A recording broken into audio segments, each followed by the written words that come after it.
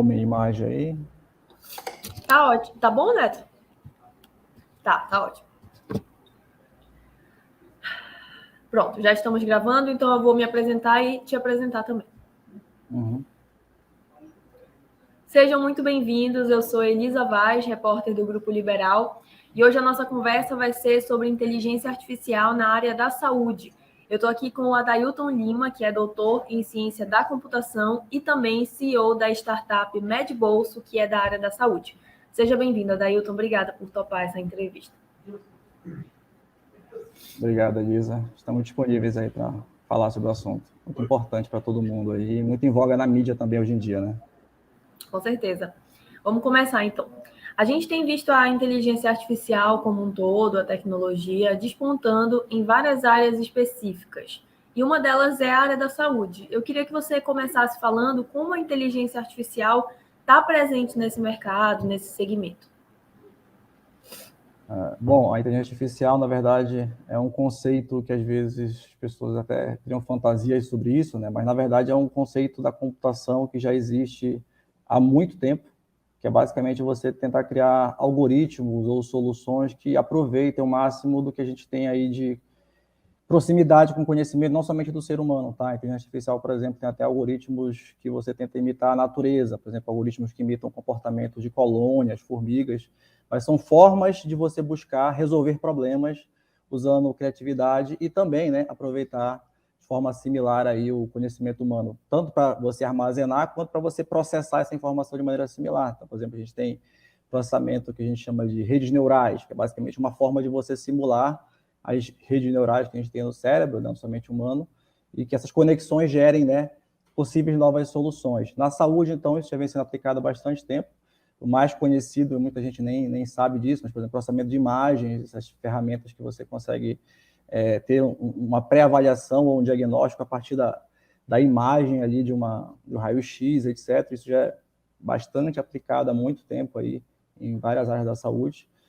E também a questão da própria acesso, né? O acesso à computação, o acesso a ter especialistas é difícil em alguns locais, então aí a gente consegue também ter aplicações que chama de sistema de especialistas. A gente consegue, pelo menos, no contexto de uma triagem, né?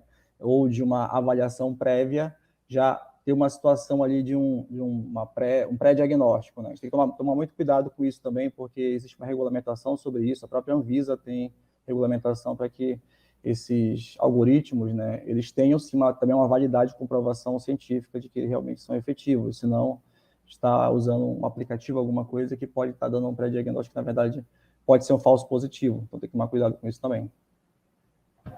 Certo. Eu acho que isso que você falou tem a ver com aqui, um termo que eu estava lendo, traduzindo em português, aprendizado automático, que consiste no uso de várias fontes de dados para mapear padrões complexos e analisar imagens. Na prática, como é que funciona esse aprendizado? Você pode explicar um pouco sobre a parte técnica, como a inteligência consegue detectar esses padrões?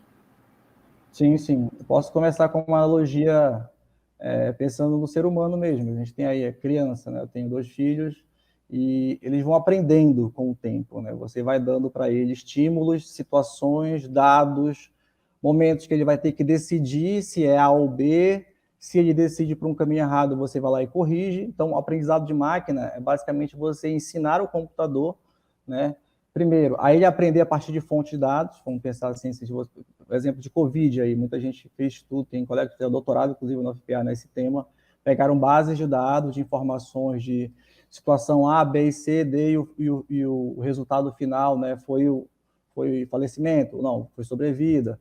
Então, a partir dessas informações, você vai criando algoritmos que processam esses dados, aí o ideal é que seja um volume grande de informação, para que você gere aprendizado, situações que o computador, na próxima vez que aparecer uma situação parecida, ele aprende por padrões ou por analogia e vai gerando, né, esses caminhos, principalmente baseado em estatística, né? E o próprio chat GPT, que está na moda também aí, é muito baseado nisso. As respostas dele são baseadas em muitos dados que ele já foram alimentados, né, na base dele. Isso é bem claro quando você começa a interagir com ele sobre isso. Isso é aprendizado de máquina. Você conseguir ter um volume de dados, esses dados vão gerar, né, esse aprendizado do computador, no caso do algoritmo, né, e do programa. E é a partir desse aprendizado de máquina, aprendizado automático, que é possível fazer esse diagnóstico de doenças, né?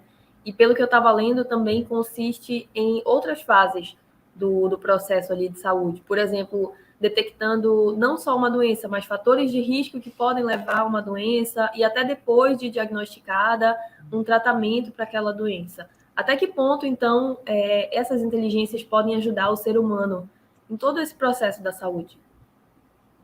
Na verdade, qualquer processo desse, né, você consegue ter um apoio computacional, sim, de tudo, desde o diagnóstico, assim, preciso. Existem já estudos que levam a diagnósticos muito mais precisos, o julgamento de um especialista que tem ali anos de experiência, por exemplo, de câncer, por exemplo. Já existem vários estudos que mostram que ele consegue ser preciso, indica uma mancha, alguma coisinha que você descarta, mas não, tem uma chance alta porque ele viu outros casos, aprendeu com outros casos que aquilo ali tem uma probabilidade acima de X%.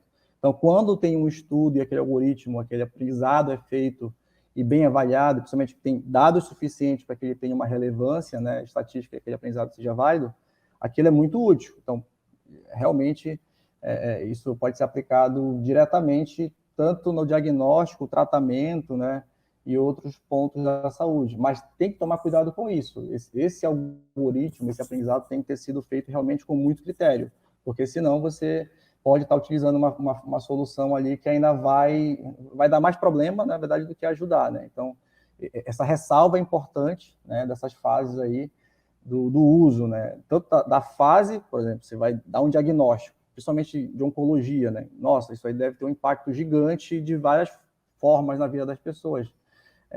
E na saúde também, né? Questão de custo, operadoras.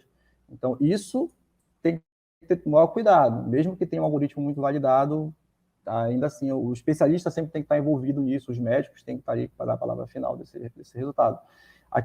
Além disso, tem a questão da aplicabilidade para detecção de padrões para tratamento de prevenção, né? Existem várias soluções no Brasil, né? A gente tem alguns parceiros, inclusive nossos, que trabalham com isso. Você vai lá e tenta, isso é economicamente até relevante para as operadoras de saúde no Brasil, que você, ao invés de deixar que os pacientes tenham aquela vida, né, a tendência do Brasil, a estatística, a obesidade, etc., que isso não seja cuidado, lá na frente vão ter muitos sinistros, vai ter muita consulta, vai ter lá infartos, vai gerar internação e vai gerar custo para aquela operadora. Então, prevenir isso também, existem já soluções que usam inteligência artificial, que justamente aprendem com os dados da própria operadora, identificam um certo padrão ou tendência e geram, inclusive, automaticamente ou com a ajuda ali de especialistas, essa indicação, olha, para esse grupo de pessoas aqui que nós classificamos a partir dos dados disponíveis, lá, uma pessoa com a idade X e tal, relatou que teve uma consulta já de tal tipo de especialidade e que o exame dela deu alteração no sangue, portanto, classificamos ela desse tipo, ou seja, o algoritmo, a inteligência artificial classificou e já gera indicações de, sei lá, motivações, manda um voucher para a academia, vai que um voucher para uma academia, né, pela operadora, tipo, uma operadora de saúde, indicando para aquele paciente, lá na frente vai fazer com que ele tenha justamente muito menos sinistro e menos custo para a operadora. Para eles é uma vantagem, é um investimento. Então, a inteligência artificial está sendo muito aplicada também na prevenção hoje em dia, né? Está crescendo esse mercado. Legal. Eu imagino também que, além da redução de custos para a própria operadora, também para o paciente, né? Porque fazer um tratamento de uma doença, um câncer, por exemplo, que demora, sai muito mais caro do que prevenir, tomar remédio desde agora, enfim. Além da redução de custos, a gente pode dizer que a tecnologia também auxilia na redução do tempo, por exemplo, detectando uma doença mais cedo, não sei, talvez um tratamento mais curto, por exemplo, isso também dá mais expectativa até de vida para a pessoa, né? Não, com certeza. Tentando ser um pouco futurista aí, a gente sabe